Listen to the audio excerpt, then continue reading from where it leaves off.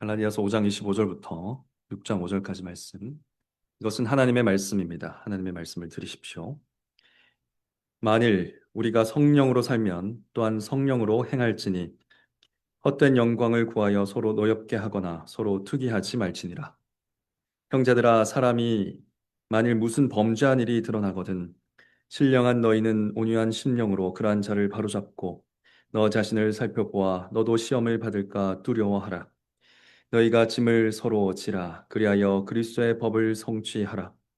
만일 누가 아무것도 되지 못하고 된 줄로 생각하면 스스로 속임이라. 각각 자기의 일을 살피라. 그리하면 자랑할 것이 자기에게는 있어도 남에게는 있지 아니하리니 각각 자기의 짐을 지을 것이라. 아멘. 오늘 읽은 말씀으로 짐을 서로 지고 그리스도의 법을 성취하라는 표어 설교를 선포하도록 하겠습니다. 2026년 첫 주일입니다. 한 해를 시작하면서 보통 많은 교회들이 희망적인 메시지를 설교하곤 합니다. 물론 저도 오늘 여러분과 함께 복된 소망을 품기를 바라면서 설교를 준비했습니다. 그런데 오늘 설교 제목을 보니 매우 희망찹니까? 네, 짐을 서로 지고, 네.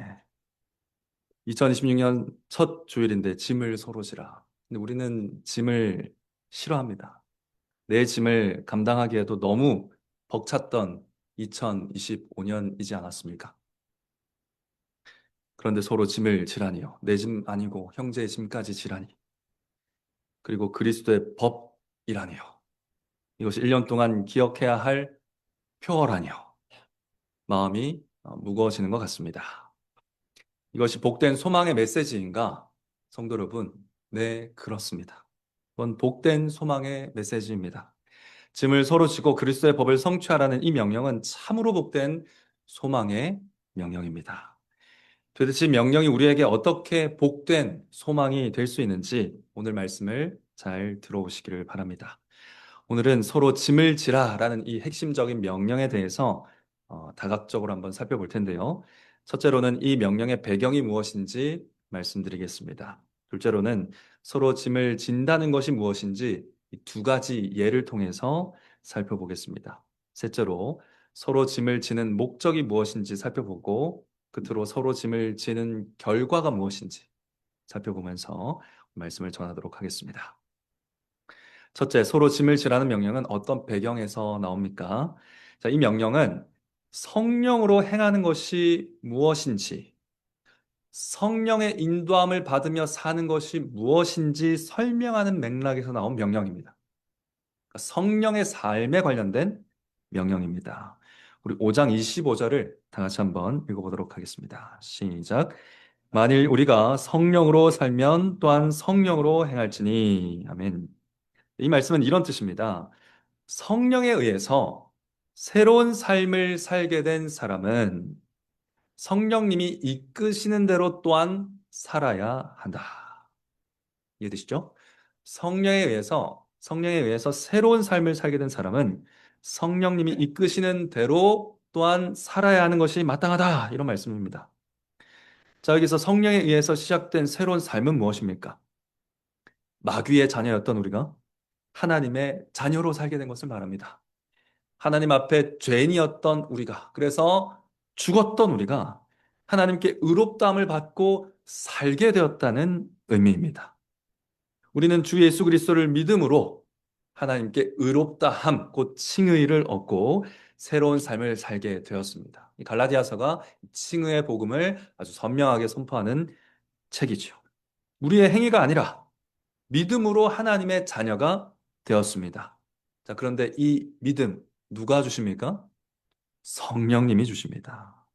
그래서 바울은 우리가 성령에 의하여 살게 된 사람들이라고 말하는 것입니다. 그러니까 칭의의 복음을 한마디로 딱 축약하면 뭐다? 성령에 의해서 우리가 살게 되었다. 이렇게도 말할 수 있다는 것입니다. 자, 그렇다면 이 성령에 의해서 새롭게 살게 된 사람들은 어떻게 행동해야 되는가? 당연히 성령으로 새롭게 행동해야 합니다. 지금까지 자기 마음대로 걸어왔다면 이제 새롭게 살게 되었기 때문에 죄인으로서 자기 마음대로 살아왔다면 이제 하나님의 자녀가 되었기 때문에 전혀 다른 새로운 삶을 살아가야 한다는 것입니다. 성령님의 인도하심을 따라서 걸어가야 된다라는 뜻이 있습니다. 특히 성령으로 행하라는 이 말씀은요, 22절과 23절에 나오는 성령의 열매를 맺어가는 삶을 뜻합니다. 우리 한번 읽어보겠습니다. 갈라디아서 5장 22절부터 23절 말씀. 시작. 오직 성령의 열매는 사랑과 희락과 화평과 오래 참음과 자비와 양선과 충성과 온유와 절제니 이 같은 것을 금지할 법이 없느니라. 자, 이 성령의 열매라고 말해지는 일컬어지는 이 9가지 성품들은 다 예수님의 성품입니다. 예수님께서 이 땅 가운데 역사하시며 사역하시면서 우리에게 보여주셨던 그 예수님의 성품이죠. 우리가 그리스도의 성품을 닮아갈 수 있도록 성령님께서 인도하신다는 말입니다.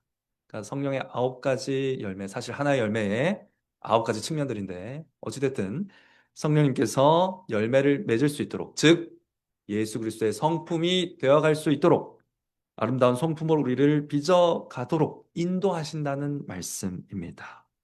그 성령님을 잘 따라가야 한다는 것이 우리가 어떻게 살아야 된다는 것에 대한 설명이죠. 자, 그러면 우리는 구체적으로 어떻게 성령님을 따라갈 수 있습니까? 성령님을 따라갑시다. 어떻게 따라갑니까? 할 때 어떻게 예수님의 아름다운 성품으로 빚어질 수 있습니까? 우리가 뭐 어디 믹서기에 들어가야 됩니까? 어떻게 빚어질 수 있습니까? 할 때 이에 대한 답으로 주고 있는 말씀이 뭐냐면 짐을 서로 지라는 것입니다. 그러니까 우리가 어떻게 성령님을 따라 예수님의 아름다운 성품으로 빚어질 수 있는가? 짐을 서로 지라는 이 명령을 순종할 때 우리가 성령의 9가지 열매가 맺혀지는 예수님의 성품으로 빚어지는 그런 일이 일어난다는 것입니다.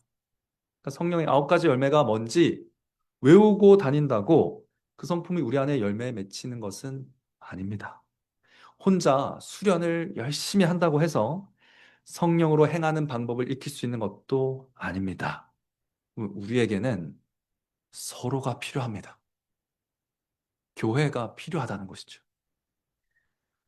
우리가 예수 그리스도의 아름다운 성품으로 빚어지려면, 성령의 열매를 맺으려면, 아름다운 하나님의 자녀로 자라가려면 서로의 짐을 질 수 있는 교회가 필수적으로 필요하다는 말씀입니다.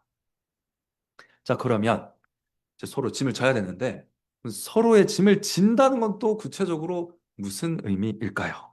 두 번째로 살펴볼 내용입니다. 서로 짐을 지는 것이 무엇을 뜻하는가?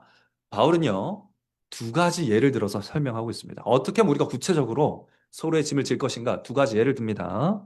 첫 번째 예시는 서로 짐을 지는 삶의 반대입니다. 반대라는 말 아십니까?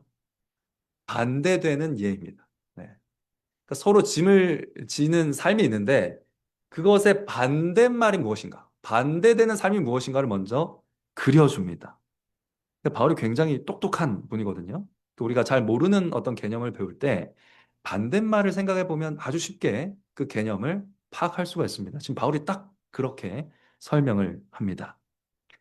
서로 짐을 지는 교회의 모습의 정반대 모습이 어떤 모습인가? 26절에 나오는데 한번 읽어보겠습니다. 5장 26절입니다. 시작. 헛된 영광을 구하여 서로 노엽게 하거나 서로 투기하지 말지니라. 그러니까 말지니라 한 이 말씀대로 헛된 영광을 구하여 서로 노엽게 하고 질투하는 교회의 모습. 이 모습이 바로 서로 짐을 지는 교회의 반대 모습입니다. 여기서 헛된 영광이라는 표현이 나오는데 이 헛된 영광은 텅 빈 영광이라는 뜻입니다. 텅 빈 영광을 구한다는 말은 무슨 말인가? 하나님이 아니라 하나님이 인정하시는 영광이 아니라 사람의 박수, 사람의 칭찬, 사람의 인정을 통해서 스스로 영광스럽게 되려고 하는 것을 헛된 영광을 구한다 합니다. 이해되시죠? 하나님이 인정하지 않는 사람의 인정을 받는 그러한 방식으로 스스로 영광스럽게 되려고 한다는 것이죠. 예를 들어서 어떤 목사가 있습니다. 목사는 목회를 아주 열심히 하는 목사가 있습니다. 근데 열심히 목회하는 이유가 뭐다? 하나님을 영화롭게 하기 위해서도 아닙니다. 영혼을 구원하기 위해서도 아니고, 교회를 잘 세워가기 위함도 아니고, 뭐일 때? 사람들의 박수, 사람들의 인정. 설교 잘하시네요. 목회 잘하십니다. 이런 사람들의 박수와 칭찬을 받기 위해서 아주 열심히 목회를 하고, 그래서 영광스러운 목회를 이루게 됐다고 한다면, 그 영광은 텅 빈 영광이라는 것입니다. 하나님이 인정하지 않을 목회이기 때문에 그렇습니다. 하나님은 그 목사를 인정하지 않으실 뿐더러 역겨워하실 겁니다. 목회를 헛한 것이죠. 헛된 영광을 그렇게 쌓아갈 수 있다는 것입니다. 제가 목사를 예로 든 이유가 있습니다. 사실 이 헛된 영광을 추구한다라는 이 말 자체가 갈라디아 교회에서 있었던 어떤 상황을 암시하고 있습니다. 갈라디아 지역의 교회들은 바울이 선교 여행 중에 개척한, 세운 교회들입니다. 그런데 이 유대 율법주의에 쩔어 있는 그런 교사들이, 이 거짓 교사들인데, 이 교회에 슬며시 들어와서 이런 가르침을 전파한 겁니다.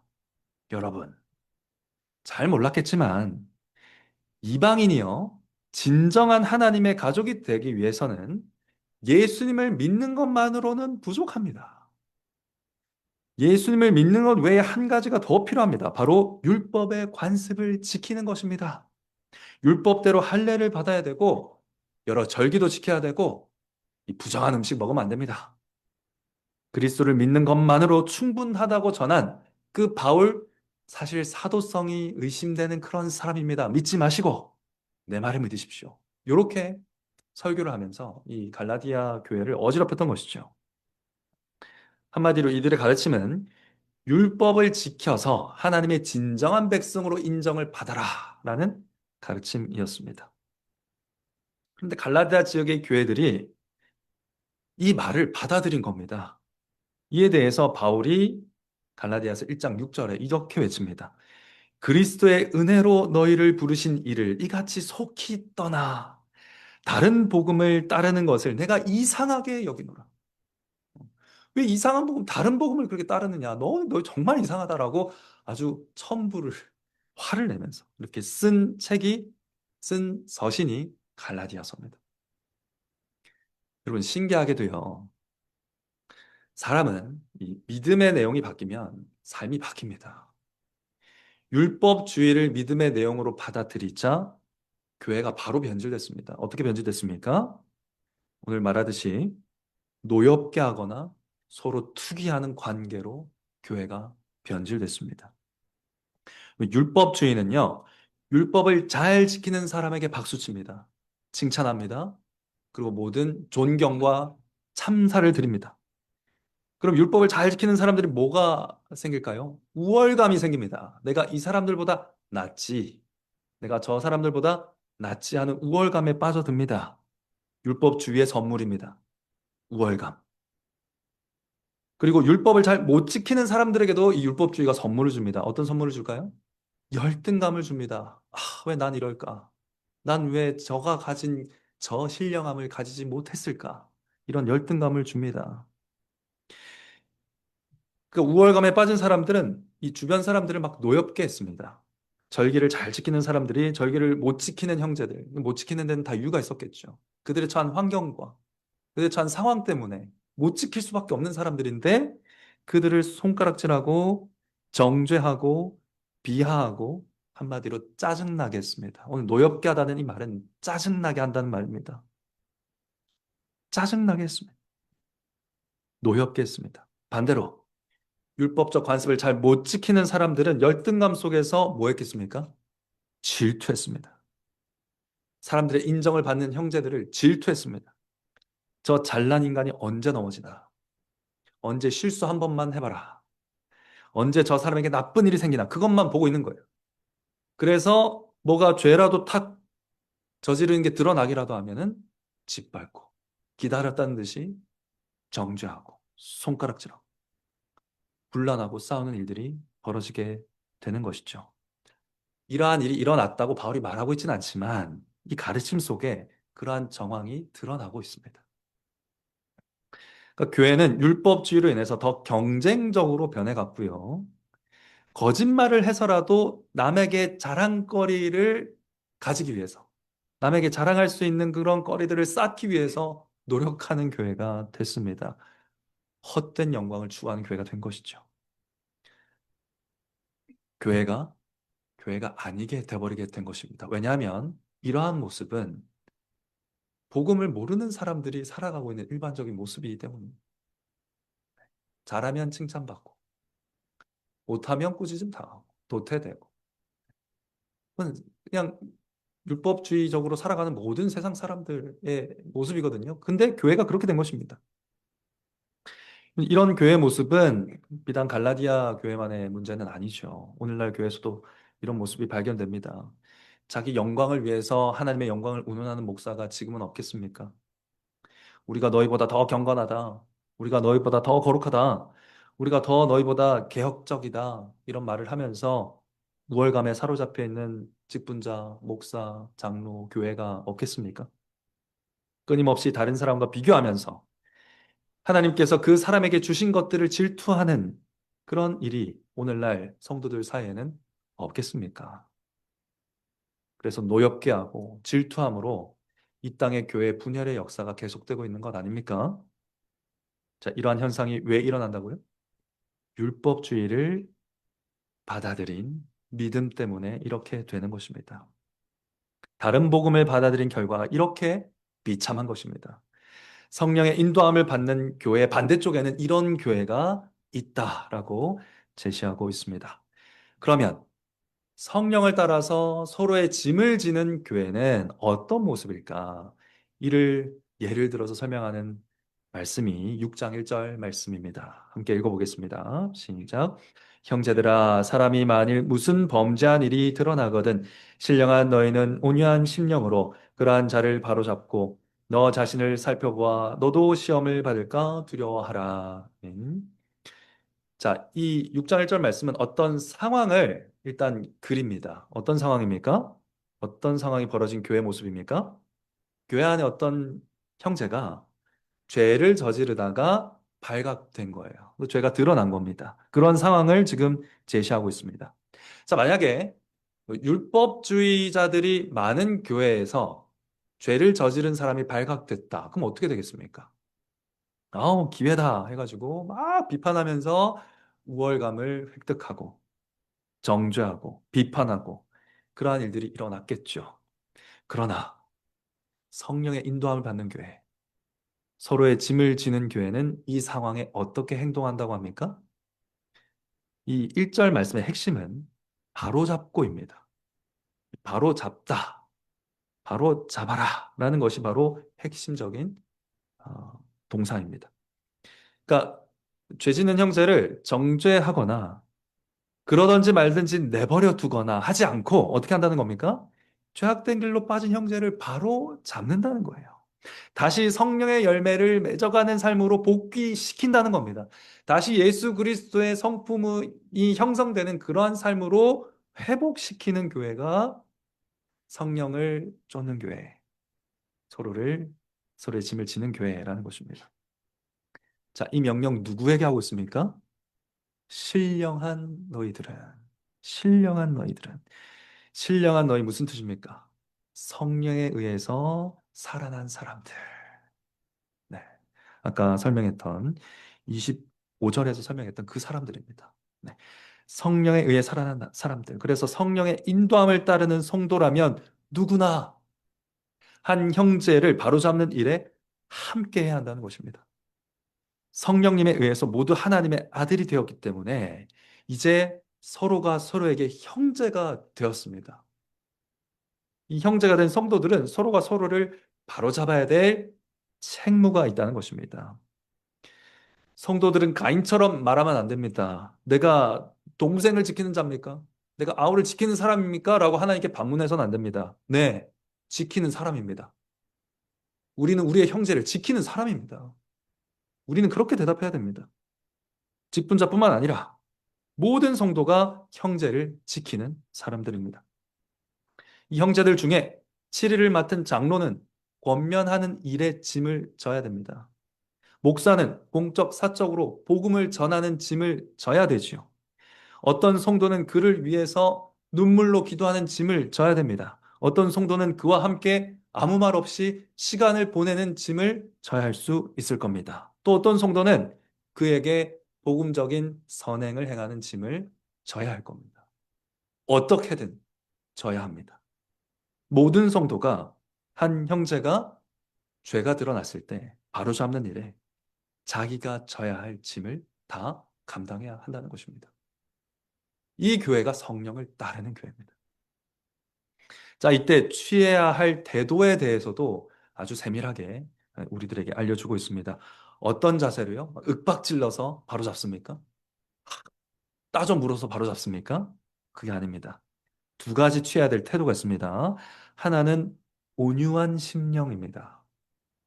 또 하나는 자기 자신도 시험을 받을까 두려워하는 태도입니다. 이 두 가지 태도로 형제의 바로잡음을 함께 해야 됩니다. 이 온유한 심령이라는 말은 반대말이 뭐냐면 가혹하게 하는 겁니다. 네. 가혹하게, 잔인하게 하는 겁니다. 그러니까 온유한 심령은 어떤 죄를 저지른 사람이라 할지라도 그 죄인을 바로잡는 일이라 할지라도 가혹하지 않도록 부드럽게 오래 참고 기다리면서 바로잡으라라는 뜻입니다. 이에 대해서 마틴 루터는요, 자비를 통해 죄에 맞서야 한다라고 주석을 하고 있습니다. 죄를 지은 형제와 맞서야 되는데, 자비를 통해서 맞서야 된다는 거예요. 자비라는 것에 포근하게 감싸서 그 죄와 함께 싸워야 된다는 것입니다. 이것은 마치 부모가 죄를 지은 자식을 바로잡는 형국입니다. 부모가 자녀의 죄를 바로잡을 때 죄에 대해서 단호하면서도 자비로움을 잃지 않지요. 그러한 모습으로 죄를 범한 성도를 바로잡을 때 따뜻함을 잃어버리지 않아야 한다고 가르치고 있는 것입니다. 동시에 또 다른 태도가 있었죠. 자기 자신도 시험을 받을까 두려워하면서 이 형제의 잘못을 바로잡아야 됩니다. 이 형제를 바라볼 때, 어떻게 저런 죄를 짓지가 아니고요. 나도 그 죄를 지을 수 있었다는 태도로 형제에게 접근해야 된다는 것입니다. 이와 관련해서 어, 마틴 루터가 그의 주석에 인용한 어떤 교부의 말에 따르면 그분은 이렇게 말했습니다.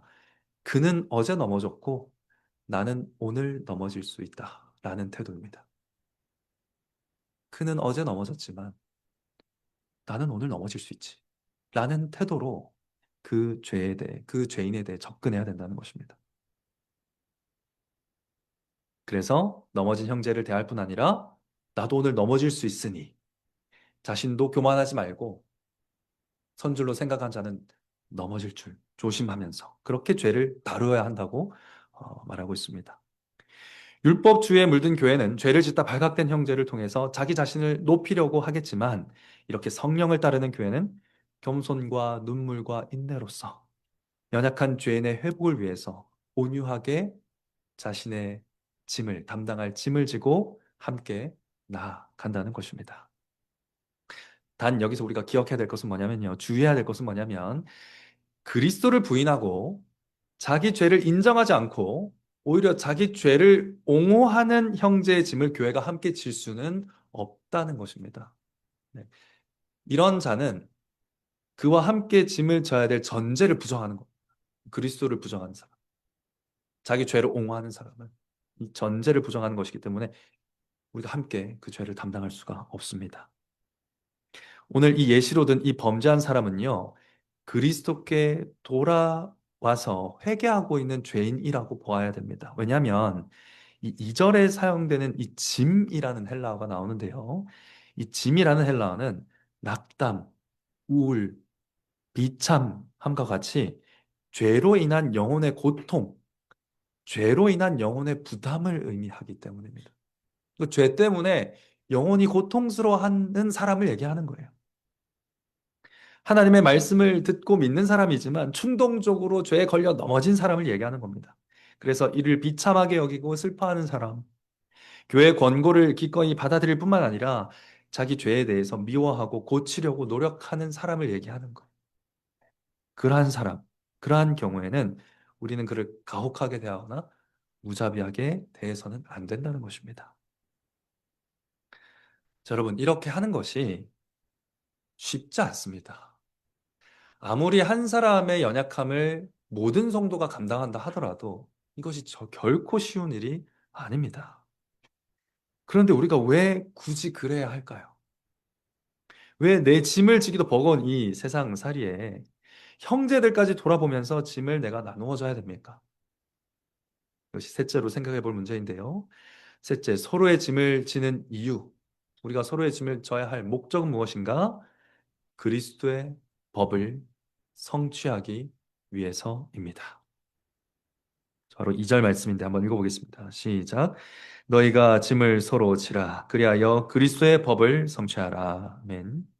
그래서 그리스도의 법이란 바울이 앞서 5장 14절에서 이미 한번 정리를 했습니다. 사랑이라고 정리를 했습니다. 갈라디아서 5장 14절 말씀입니다. 온 율법은 온 율법은 내 이웃 사랑하기를 내 자신같이 하라 하신 한 말씀에서 이루어졌나니. 그러니까 구약의 모든 율법이 내 이웃을 사랑하기를 내 자신같이 하라 하신 그 예수님의 가르침, 그 말씀에서 이루어졌다라고 정리하고 있습니다. 그리스도께서 이웃을 내 자신같이 사랑하라 명령하셨습니다. 이것이 그리스도의 법입니다. 율법의 강령이지요. 하나님을 사랑하고 이웃을 사랑하는 것. 사실 그리스도의 법이라는 것은 내용상으로는 율법하고 차이가 없습니다. 모세에게 율법을 주신 분이 사실 성자 하나님이십니다. 네. 그래서 율법의 내용 자체를 우리가 새로이 받지는 않습니다. 예수님 율법을 폐하러 오신 게 아니라 완성하러 오셨죠. 마음과 뜻과 힘을 다하여 하나님을 사랑하고 이웃을 내 자신과 같이 사랑하라는 것. 율법과 선지자의 강령이다 말씀하신 분도 예수님이십니다. 그러나 모세의 법이라고 할 때와 그리스도의 법이라고 할 때는 분명히 차이가 존재합니다. 모세는 법을 줄 때 법만 줬습니다. 그러나 그리스도는 법을 주실 때 법과 함께 성령을 주십니다. 그리스도의 법은 생명의 성령의 법입니다. 이 점에서 모세의 법과는 차이가 있는 것이죠. 살아계신 성령님께서 모세의 율법에 담긴 하나님의 선하시고 기뻐하신 뜻을 분별하게 하시고요. 그 분별한 뜻대로 살아가게 하시는 능력이 되신다는 것입니다. 그리스도께서 명하신 대로 하나님과 이웃을 사랑할 수 있는 지혜와 능력을 주시는 성령님께서 그 법과 함께 우리 마음 가운데 자리하신다는 것, 그것이 그리스도의 법의 차별성이죠. 독특성입니다. 즉, 신자에게 새롭게 주어진 것은 율법이 아니라 순종할 수 있는 힘의 근원인 것이죠. 즉, 성령 안에서 그리스도와의 연합. 이것이 중요합니다. 성령님께서 그리스도의 법대로 우리가 하나님을 사랑하고 이웃을 사랑하도록 만들어 가십니다. 즉, 창조 때의 하나님의 형상을 예수 그리스도의 형상을 따라 회복시켜 나가는 일을 성령님께서 하신다는 것입니다. 그런데 여러분, 성령님이 우리를 그렇게 빚어가시고 우리 안에 성령의 열매를 맺어가시고 하나님의 형상을 회복하시는데 우리의 의지랑 아무 상관없이 성령님이 자동적으로 그렇게 되게 하시는 건 아닙니다. 우리가 서로의 짐을 지는 자발적인 행동 가운데 말씀에 순종하는 우리의 의식적인 행동 가운데 하나님의 형상을 회복하시는 분이 성령님이시라는 거죠. 그러므로 우리는 성령님이 우리 안에 그리스도의 성품, 성령의 열매를 맺게 하시려고 서로 짐을 지라고 명령하신다라고 믿어야 됩니다. 그러니까 이 명령은 약속이 있는 명령인 것이죠. 우리가 이 말씀에 순종할 때, 서로의 짐을 지라 하는 이 말씀에 순종할 때 우리 안에서 오히려 성령님께서 아름다운 열매를 맺어가시고 예수 그리스도의 성품을 닮아갈 수 있도록 일하실 것을 약속하고 계신다라는 것입니다. 그래서 우리는 이 믿음으로 다른 형제 죄로부터 스스로 멀어지려고 하는 마음을 떨쳐내야 됩니다. 마음속으로 나는 절대 저런 짓은 안 해. 나는 은근한 우월감을 가지는 것 떨쳐버려야 됩니다. 그래서 거리를 자꾸 두려고 하는 것 떨쳐버려야 됩니다. 죄를 지은 사람을 더 고립시키는 일 떨쳐버려야 됩니다. 서로 짐을 지라는 것은 이와 같이 하라는 것입니다. 그러니까 죄에 빠진 형제를 바로 잡는 것과 같이 모든 일을 모든 성도와 함께 하는 것이 바로 서로 짐을 지라는 것의 의미입니다. 내가 귀찮아지고 내가 피곤해지고 내가 좀 어려워지더라도 한 교회를 이룬 형제에게 가까이 다가가고 그의 연약함을 함께 감당하고 심지어 그가 죄에 빠졌다 할지라도 그를 회복하는 일에 동참하는 것. 이것이 성령의 이끌림을 받는, 인도함을 받는 교회의 모습이라는 것입니다. 그렇다면 넷째, 그렇게 형제에게 다가가 짐을 지게 되면 어떤 결과를 맞이하게 될까요? 말씀드린 것처럼 우리 안에 성령의 열매가 연글어 갑니다. 그리스도의 성품으로 교회 전체가 성숙해져 갑니다.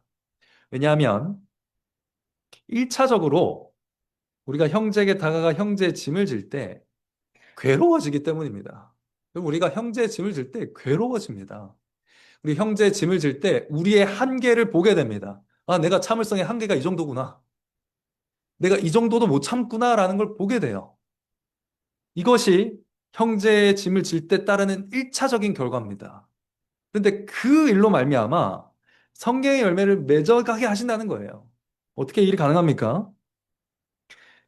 여러분, 우리가 형제 짐을 지려고 할 때 우리의 한계를 본다고 했지요. 그럼 뭘 깨닫게 됩니까? 아, 성령의 열매가 필요하다. 내 안에 성령의 열매가 없네. 내가 잘 사랑할 줄 아는 사람인 줄 알았는데 나 사랑 못하는구나. 성령의 열매가 내 안에 맺혀야겠구나. 라는 갈망에 사로잡히게 된다는 것이죠. 그래서 우리 안에 없는 그 예수님의 성품을 알게 되고 그 성품이 우리의 것이 될 수 있도록 기도하게 만든다는 것입니다. 성령님 주십시오. 내 안에 말씀으로 예수 그리스도의 사랑을 연결어 갈 수 있도록 도와주십시오. 이런 기도를 하게 된다는 것입니다. 형제의 짐을 지지 않으면 이런 기도할 필요가 없어요. 아무 일이 안 일어나는데 무슨 기도를 합니까? 사랑해야 될 아무런 현장이 없잖아요. 그러나 형제를 사랑으로 딱 마음 먹으면 바로 우리의 한계를 마주하게 되고 결국 우리 안에 없는 그 예수 그리스도의 사랑을 갈망하고 원하게 된다는 것입니다. 도무지 형제를 향해 기뻐할 수 없는 내 자신을 보면서 죄인을 위하여 기쁨으로 십자가 지신 그리스도를 바라보면서 그 기쁨을 구하게 됩니다. 그때 희락의 열매가 또 연글어 가는 것입니다. 도무지 이 형제와 화평할 마음이 없는 내 자신을 보면서 그러한 죄인인 우리와 화평케 하기 위하여 그리스도께서 감당하신 그 오래 참음, 그 열매가 내 안에 맺힐 수 있도록 기도하게 된다는 것입니다. 내가 죄 지은 형제를 향해 모진 마음을 가진다는 것, 무자비한 마음을 가진다는 것을 발견하고 나를 향해 충분히 모질게 대하실 수 있는 하나님께서 진노 가운데에서도 긍휼을 잃어버리지 않으신 그 자비를 바라보며 예수님 그 자비를 저도 실천할 수 있게 도와주십시오라고 간절히 기도하게 된다는 것입니다. 한 사람을 사랑하는 일에 있어서도 하나님께 충성할 수 없는 이 자신을 발견하면서 우리를 위해 죽으시기까지 충성하사 자기 백성 모두를 사랑하신 그리스도를 바라보고 소망하게 된다는 것이지요. 자꾸 연약함에 대해서 가혹하게 평가하고 가혹하게 꾸짖으려고 하는 그 뾰족한 마음을 나와 같은 뾰족한 자를 온유함으로 감싸신 예수 그리스도의 그 온유함으로 다스려 달라고 기도하게 된다는 것입니다. 하나님의 선을 이루시기 위해서 자신의 모든 것을 절제하신 그리스도를 바라보면서 내 안에 선한 것 하나 없음을 고백하며 주님, 제가 이 형제를 절제할 수 있는, 이 형제를 위해 절제할 수 있는 힘을 달라고 간구하게 된다는 것입니다. 그러니까 우리 여러분, 이 모든 과정에서 귀로 들은 복음을 경험하게 됩니다. 귀로 듣던 복음을 보게 되는 거예요.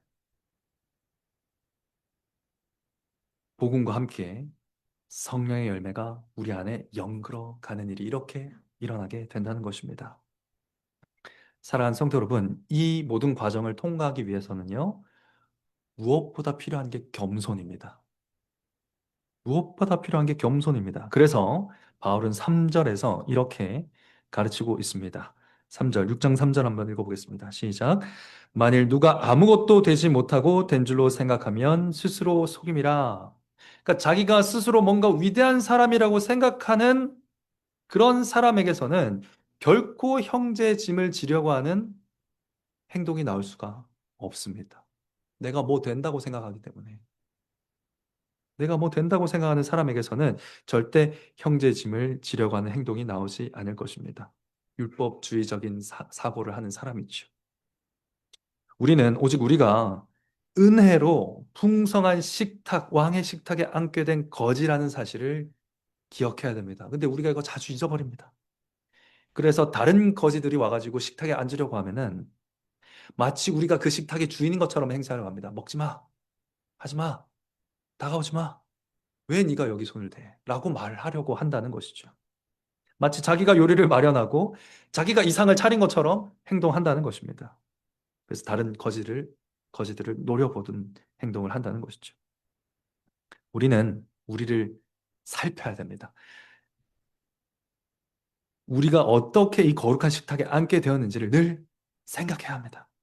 그리스도와 성령께서 자비롭게 식탁에 앉혀주셨음을 성찬 때마다 기억해야 합니다. 그래야 이러한 교만으로부터, 허영으로부터 자유로울 수 있습니다. 이것이 바로 4절에서 각각 자기 일을 살피라고 권면하는 이유입니다. 그러면 자기가 자기 행위를 살피고 자기 일을 살피면 자랑할 것이 자기 안에만 있고 다른 이에게는 없다라는 것을 알게 될 것이라고 합니다. 이 4절 말씀은 좀 헷갈리죠. 자랑할 것이 내 안에 없어야 되는 거 아닌가? 이런 생각도 들고요. 이게 무슨 말씀인가?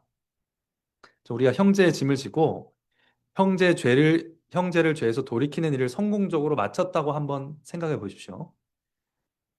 그 성공에 우리가 다른 사람들보다 내가 좀 더 많이 했다라고 자랑할 만한 것이 있을까요?